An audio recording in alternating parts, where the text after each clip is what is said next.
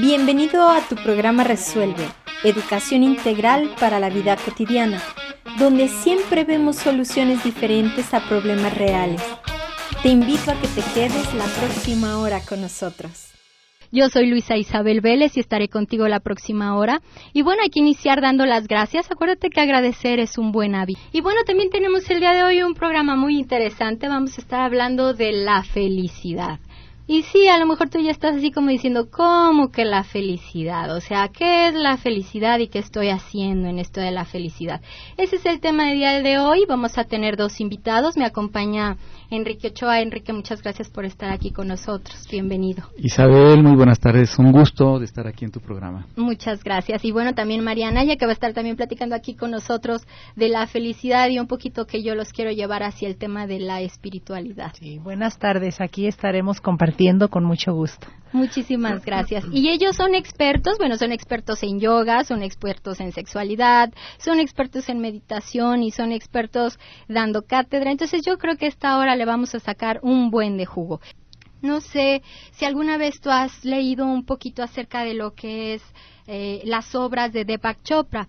Él tiene un libro en el que está hablando de la fórmula de la felicidad. Y hoy me gustaría compartirla un poquito contigo y con mis invitados para que ellos me ayuden a desarrollar este tema. La fórmula de la felicidad se compone de 3 elementos. Por un lado, tenemos la predisposición, es decir, nosotros genéticamente podemos traer dentro de nuestro cerebro o de la forma de que nosotros somos hasta un 40% de felicidad. Es decir, a lo mejor yo me río mucho, a lo mejor canto mucho, a lo mejor me doy cuenta de que soy muy alegre a pesar de que las situaciones sean difíciles. Esto es un mecanismo que tenemos en el cerebro que hace que nosotros interpretemos de alguna manera una situación como una oportunidad o bien que la interpretemos como un problema. Pero la cosa no se queda aquí porque, a lo mejor tú ya lo has oído mucho y has dicho, sí, a lo mejor genéticamente yo estoy tendiente o me cargo más hacia la tristeza. ¿Y cómo puedo yo hacer para entonces cargarme a la alegría? Y aquí yo te voy a dar 3 formas y aquí van a intervenir nuestros invitados. Una de ellas es medicamentos que ni siquiera te los voy a mencionar porque la idea no es de que te los tomes, ¿ok? Entonces ni siquiera para qué conocerlos. Hay medicamentos que te pueden ayudar a que tu nivel de felicidad se eleve. Otra forma es la terapia cognitiva. De esa vamos a estar hablando un poquito más adelante, que consiste en cambiar o en modificar la forma en que nosotros pensamos. Y hay una tercera forma de empezar a modificar esta predisposición genética, y esta forma sería la meditación. Entonces, Enrique, ¿qué nos podrías decir como para ayudar a las personas primero a entender debidamente lo que es la meditación? Porque a veces nos quedamos en el eterno OM, ¿sí? Y ni meditamos y ni hacemos nada. Entonces, ¿qué sería realmente la meditación? Sí, quisiera empezar por decir que la meditación es una experiencia. Es una experiencia porque el proceso meditativo es muy individual. De tal manera que el silencio, la aparente pasividad física, pero que crea una enorme actividad interna, nos va a provocar una experiencia diferente a cada uno. Uh-huh. Los elementos importantes en una meditación, pudiéramos decir que son estar en un lugar cómodo, la espalda erguida. Es muy importante la espalda erguida. ¿Por qué es importante? Porque a veces suena como que medio ridículo. Sí, medio debe de tener mágico, un sentido, ritualístico, ¿no? Sí. Así es. Lo importante de la espalda erguida es que la energía del cuerpo transita activamente mejor cuando está erguida. Cuando nosotros nos dormimos acostados. Ajá. Entonces la energía transita de una forma muy lenta. Uh-huh. Pero cuando estamos erguidos, como que le estamos diciendo al cuerpo, estate lúcido. Y entonces nuestro cuerpo erguido hace que la energía efectivamente esté fluyendo. Desde la corriente hindú se habla de que en la columna vertebral hay 2 energías que están constantemente transitando por ahí.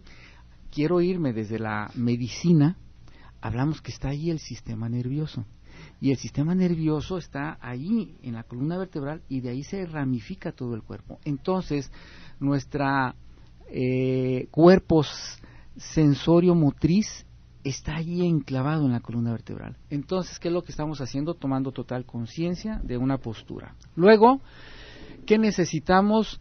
Algo que es muy fácil decir, que lo digo nada más como referencia, luego dicen, no pienses en nada. Caramba, eso es muy difícil. Sí, es que sí, porque todo el mundo no dice, en nada? es que tengo que dejar la mente en blanco, y aparte de que, ¿cómo le en hago? Blanco? Sí, ¿cómo le hago? ¿Qué es eso de en blanco? Y alguien muy científico va a decir, oye, el blanco es el conjunto de todos los colores, entonces tengo que pensar en todos los colores. Para mezclarlos. No, efectivamente, ¿qué tengo que hacer? Piensa en lo que se te venga a la mente. Para empezar, Ajá. se te van a venir miles de cosas, ok, elige cuál pensar para empezar.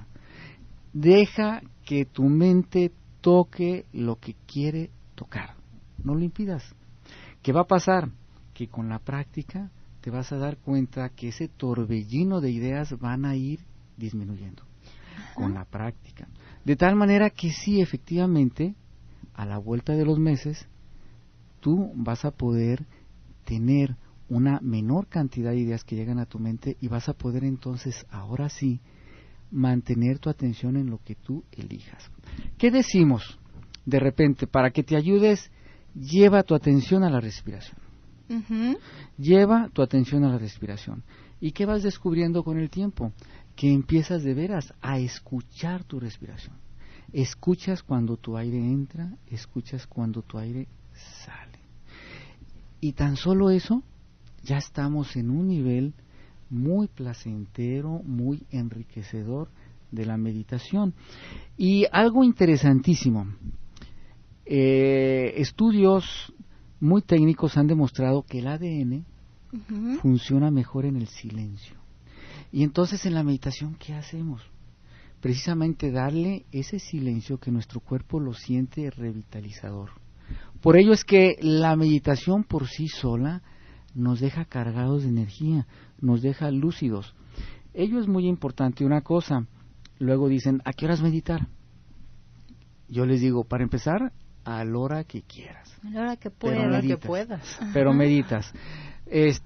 Sí recomendamos no meditar muy noche, porque si vas a meditar a las 11, 12 de la noche, seguramente tu día fue pesado y vas a estar cansado. Te vas a dormir. Y vas a estar luchando contra el sueño, ¿y sabes qué? Pues no vas a meditar.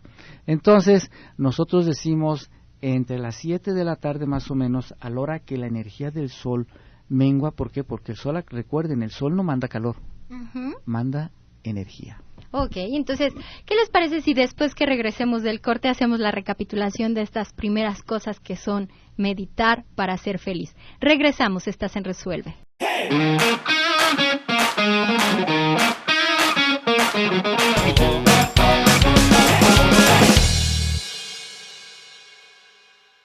Estaría como que yo oigo también mucho que la gente quiere meditar y se ponen a meditar y se sientan y lo intentan y bueno, primero la frase tan trillada de la loca de la casa que por todos lados los arrastra, entonces nos arrastra, nos lleva a nuestros pensamientos. Entonces, siguiendo un poquito los comentarios que nos acaba de hacer Enrique, es primero estar sentados. Sí. De manera erguida. Correcto. O sea, checar nuestra postura de que nuestros pies estén bien plantados en la tierra, uh-huh. que nuestras manos estén sobre nuestras rodillas tal vez, que uh-huh. nuestra cabeza esté erguida, ¿sí? Y a lo mejor cerrar mis ojitos en lo que arranco y en lo que aprendo a meditar para no distraerme con nada. Esa sería la primera, ¿verdad? Así es. Entonces, no se emocionen en hacer así como que la postura del loto, porque a lo mejor no lo van a poder y se van a cansar y se van a distraer en que les duele alguna parte del cuerpo. Uh-huh. El que estén erguidos nos va a garantizar de alguna manera que estemos atentos. ¿Sí? ¿Sería más o menos así? Sí, que estén atentos. Sí, que la espalda incluso no esté recargada, para que haya conciencia de yo estoy dando equilibrio a mi cuerpo desde allí. Me estoy sosteniendo. Exacto. Y no me caigo y me quedo dormido. Exacto. Porque luego de repente nos ponemos a meditar, yo por ejemplo que lo hago a veces con algunas personas y hasta me cabecean. O sea, se empiezan a quedar dormidos, ¿no? Entonces es como, y estar presente viendo como en una pantalla de cine mis pensamientos, ¿podría ser así? Sí, o sea, ver con conciencia lo que llega, y llega, ok, atiéndelo. Con la práctica, eso que llega va a ir disminuyendo. Ok, entonces voy frenando mis pensamientos. Pero dinos qué es lo que tú estás pensando, qué se te ocurre acerca de la meditación. Acuérdate que estamos tratando de lograr la felicidad. Y uno de los elementos para lograr la felicidad es darnos cuenta de nuestra predisposición genética y que la podemos cambiar a través de la meditación. A ver, María, te corté la inspiración. ¿Qué nos querías compartir? Porque bueno, finalmente estamos hablando de educación.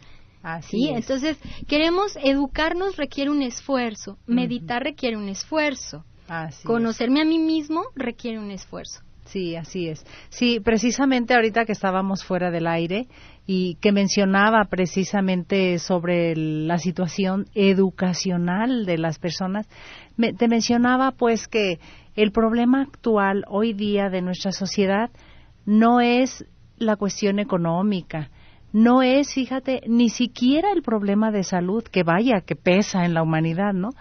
El problema en sí es educacional, ¿sí? Uh-huh. No estamos teniendo una educación adecuada.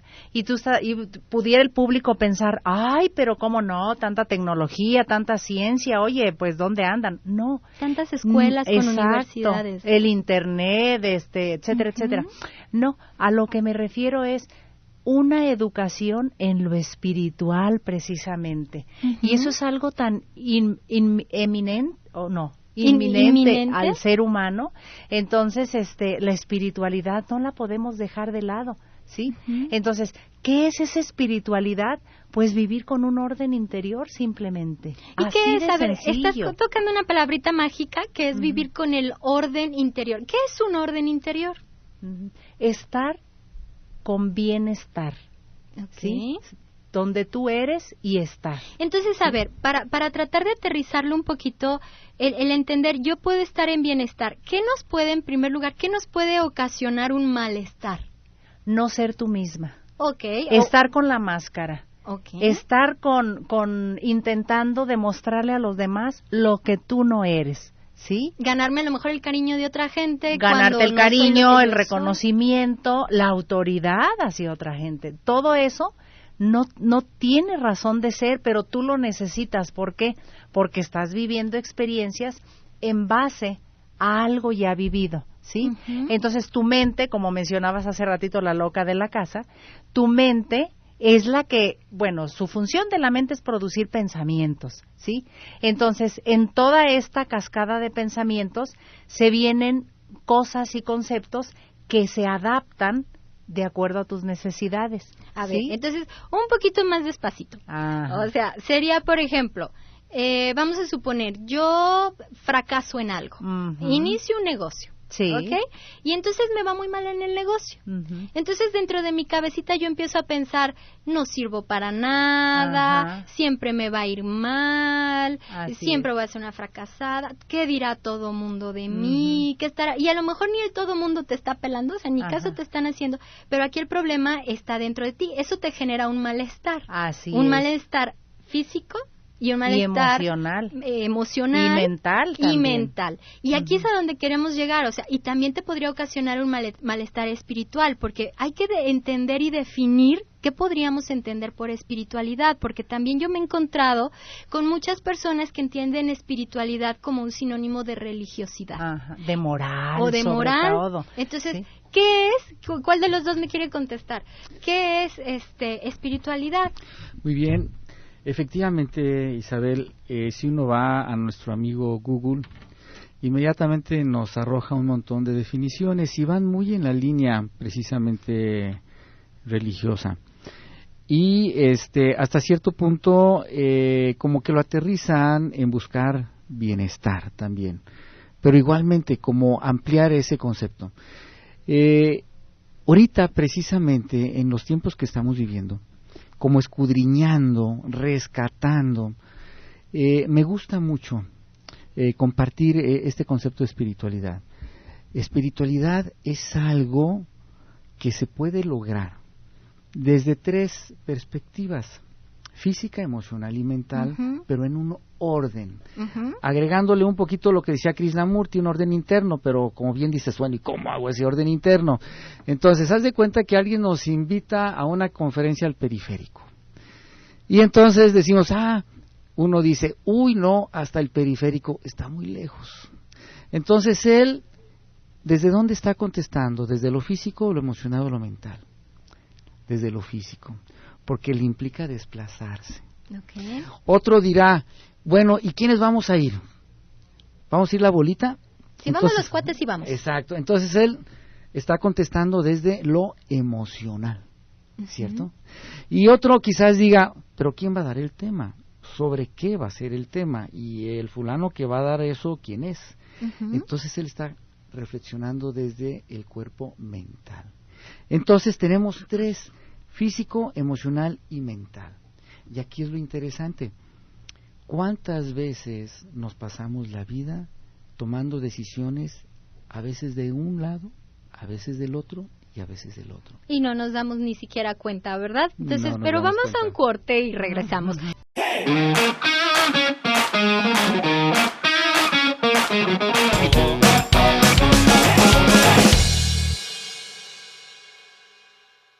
Ahora que estamos hablando de esto de la felicidad, pues bueno, una de las formas también es como que tomar contacto con mi cuerpo. A veces nosotros pensamos que la felicidad está fuera de nosotros y ahorita lo vamos a seguir platicando. Entonces, a ver, estábamos platicando un poquito qué es la espiritualidad. Entonces, ¿qué les parece si buscamos concretar de una manera muy sencilla qué podríamos entender por espiritualidad para no confundirnos y decir, no, pues qué es eso de la espiritualidad o a lo mejor caer en alguna secta o sea, ¿qué es espiritualidad y cómo puedo llevarla a la práctica? Correcto. Decíamos, tenemos 3 cuerpos, ¿no? Físico, emocional y mental, y desde allí tomamos decisiones. Pero ¿qué es lo que pasa? Que muchas veces tomo las decisiones desde mi confort físico. No me comprometo con los otros 2 porque me implican un reto. O tomo decisiones desde mi confort emocional. O tomo decisiones desde mi comodidad mental. Me vuelvo un intelectual. O sea que lo que pienso es lo que creo, hago y actúo en base a eso. Entonces, ¿qué es lo que es ir llevando un orden interno?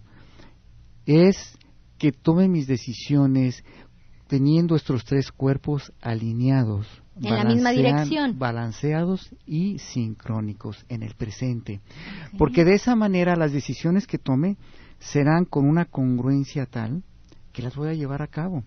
O sea, desde mi parte física, que es la conferencia en el periférico, ¿a cuántos kilómetros estamos? Que está 15, ok, hay que tomar este tiempo, hay que organizarnos. Vamos a ir la bolita, ok. ¿Qué tema es esto? Ok. Y cuando se toman las decisiones desde ese concepto de las 3 áreas, lo que yo haga lo voy a llevar a cabo y además con mucha conciencia. Eso, cuando logramos que coincidan los 3 aspectos, es cuando decimos estoy viviendo un momento espiritual, porque hay un orden que no me para nadie, y además es un orden que yo lo hice, yo lo realicé. Esto es un concepto interesante porque se desliga de la tendencia normal de creer que se tiene que ser espiritual cuando se es religioso. Y entonces nos damos cuenta que la espiritualidad es una forma de vida cotidiana. Una filosofía de vida podría ser. Claro, una filosofía de vida que yo la voy haciendo en cualquier cosa que realice. Y entonces por ahí como que me gusta este concepto porque lo dejamos más aterrizado, ¿no? Más como que alcanzable, ¿no? Correcto. Porque a veces nos confundimos. ¿Y por qué estamos hablando de la espiritualidad? Porque pareciera ser que no tiene nada que ver con lo que estamos iniciando el tema de la felicidad, ¿no? Pero realmente la fórmula que yo les estaba hablando al principio de la felicidad implica la predisposición genéticamente hablando, que podemos resolverla de alguna manera a través de meditación, en donde yo voy a tratar de calmar mi mente, porque cuando mi mente está calma, entonces yo voy a poder percibir lo que realmente sucede. A lo mejor aquella persona que según yo me hablaba muy golpeado, pues resulta que así habla, así se dirige a los demás. Así es su estilo, así ¿verdad? Es su estilo. No es una mala intención, eso es su estilo, ¿cierto? Es una mala interpretación. Correcto. Y la meditación nos va a ayudar a aclarar esas malas interpretaciones de alguna manera. Entonces, al aclarar la mala interpretación, pues yo puedo ser más feliz. Pero viene otra parte, que son las actividades voluntarias, de acuerdo a la fórmula de Chopra. Esto está abarcando de un 50% o más de posibilidades de alcanzar la felicidad a través de las actividades voluntarias. Y una actividad que es netamente voluntaria es que yo pueda conocer mi auténtico ser, que era lo que estabas diciendo, María, en este corte. O sea, cuando yo empiezo a buscar mi ser auténtico, y parte de ese ser auténtico, pues creo yo, es vivirse sin máscaras, es actuar más acorde, más congruente entre lo que quiero, lo que pienso y lo que siento, ¿no? Entonces, partiendo de aquí, lo que podríamos hablar, que lo que tenemos que encontrar es la fuente de lo que sería la creación, y en la fuente de la creación estamos todos, ¿sí? Entonces, a lo mejor también la espiritualidad abarcaría, y en eso sí quiero que ustedes me ayuden, abarcaría esa capacidad que yo tengo de no rechazar al otro, de no criticar al otro, de aceptarme yo y aceptar al otro. Enrique. Cuando ahorita estabas comentando esto, me viene muy clarito cuando se menciona la palabra felicidad. Y digo yo, me gusta que se utilice ese término y no el de alegría, porque es muy diferente. La alegría es una emoción. Una emoción como la tristeza, el miedo, el enojo. Que es una se emoción, sienten a nivel corporal. ¿cierto? Pero la felicidad, la paz, es otro nivel. Y entonces, ¿qué es lo que realmente a lo que nosotros queremos aspirar? Es a llegar a esos niveles. La alegría, la emoción y la tristeza son emociones que te permiten irte ubicando en lo que necesitas hacer en ese momento. Oye, tú sientes miedo, ojo, para tus sentidos y date cuenta por qué sientes miedo. Te está dando una información. Te está salvando la vida a lo mejor. Exactamente, en ese momento. Entonces, cuando nosotros atendemos desde ahí las emociones, podemos ir aspirando a ese otro nivel, que es donde le llamamos felicidad. Ahora, la espiritualidad es precisamente atender lo que tengo a mi alrededor desde una manera tan congruente que me permita conocerme a mí mismo y que no reniegue. Si me toca ahorita reír, río, si me toca al rato llorar, lloro, si me toca al rato tener miedo, miedo, y acepto eso que me toca vivir porque me está dando información y además la vivo con congruencia. De repente llega alguien y me dice, oye, fíjate que estoy triste, ¿por qué? Pues es que mi mamá murió. Ah, caramba, le digo, de veras, ¿cuándo murió? No, pues hace 20 años. Entonces, ¿cómo que hace 20 años y todavía estás en la tristeza? ¿Por qué?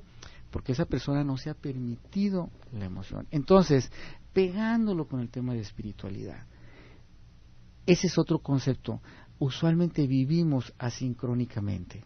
Asincrónicamente no vivimos en el presente. Vivimos las emociones como un poquito retrasadas o simplemente no nos las dejamos sentir. Entonces la espiritualidad nos aferra al presente, vivirlo intensamente. Y de allí es ese dicho sabio que dicen que aquella persona muy sabia vive la alegría y el enojo de la misma forma. No le da más peso a una y a otra. ¿Por qué? Porque trata de mantenerse en su centro, en la paz. Siempre como que en equilibrio. Pues estamos aquí en Resuelve, el tema es la felicidad. Regresamos.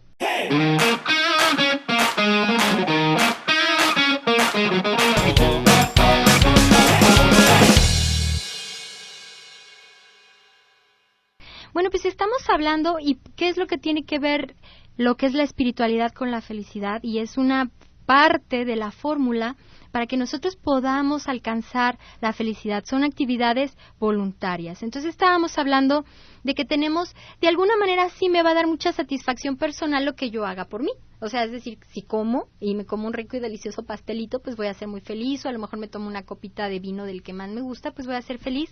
Es una actividad voluntaria, sí, pero el problema es que es una actividad que me va a generar una felicidad momentánea. Entonces, aquí la idea es como que empezar a entender que yo necesito buscar una felicidad más permanente, más profunda, más duradera. Las experiencias, cuando estamos atentos a lo que voy viviendo, me voy dando cuenta qué resultados me dan. Recordemos que es una neurosis. Neurosis es cuando estoy repitiendo algo por comodidad, aunque no me funcione. Eso es una neurosis. Hago lo mismo aunque no me funcione. Entonces, cuando empiezo a trabajar esa alineación entre lo físico, lo emocional y lo mental, entonces empiezo a ser selectivo de mis experiencias. Cuando empiezo a ser selectivo de mis experiencias, empiezo a tomar decisiones y a cambiar. de tal manera que mis actividades las empiezo a modificar. Y estás diciendo algo muy importante, perdón Enrique que te interrumpa, pero estás diciendo algo importantísimo que es, tomo conciencia, tomo decisión y cambio. Correcto. Y cuando cambio es cuando aprendí. Correcto. Mientras no cambio, exacto, sigo reprobado. Hay un aprendizaje y entonces tomo decisiones y voy haciendo que mis experiencias sean cada vez más finas entonces. Y allí está el proceso en el cual yo voy realizando y expandiendo mi conciencia, mis experiencias para irme realizando mejor. De tal manera que la espiritualidad es un producto de mi voluntad, de un hacer, de un reconocerme, de un aceptar, que me va a llevar, puedo seguirle agregando otros adjetivos, pero a fin de cuentas me va a llevar efectivamente a un bienestar. Es en donde coinciden varios autores del desarrollo humano en decir, sí, la espiritualidad te va a dar bienestar, pero allí es en donde, y en tu programa que está muy bien dirigido, te felicito Isabel, en el sentido de decir, tenemos que educarnos para buscar lo que quiero y cómo realizarlo. Y entonces ahí tenemos el internet lleno de información y créanme, la información no nos cambia, lo que nos cambia es la formación. La información es importante, pero la formación, los hechos, es lo que realmente nos va a cambiar. ¿Por qué? Porque nos va a llevar a tener una experiencia. Así es, o sea, finalmente de nada nos sirve estar muy informados, ser muy intelectuales, si no lo podemos llevar a la práctica, ¿no? Entonces, tenemos aquí una pregunta interesante, Leticia Manzano. ¿Cómo mantenerse en equilibrio cuando tiene una emoción o pensamiento negativo? Bueno, yo tengo la respuesta, pero yo voy a dejar que mis invitados también den la suya. Otra vez, por favor, Isabel. ¿Cómo mantenerse en equilibrio cuando tiene una emoción o pensamiento negativo? Negativo, ok. Primero, ese pensamiento negativo, recíbelo, acéptalo. Hay gente que me dice, oye, yo odio a fulano, ok, platícame de tu odio, escribe acerca de tu odio, escenifícame tu odio, pega de brincos, rasgar a la pared, escenifícalo. Y ya después de unos minutos, empieza la persona a darse cuenta de cosas y empieza a explicarse por qué tiene ese odio. Y ahí está lo importante. Encontrar el porqué de las cosas. Encontrar el porqué de las cosas. Y entonces el odio te está sirviendo para algo. Cuando empiezas a darte cuenta de eso, estás a un punto de que eso negativo... ¿Cómo se llama ella? Leticia. Leticia, cuando eso negativo empieza a transformarse en algo positivo. Y entonces es donde decimos, las épocas de crisis son épocas de crecimiento. Igual, eso empieza a transformarlo.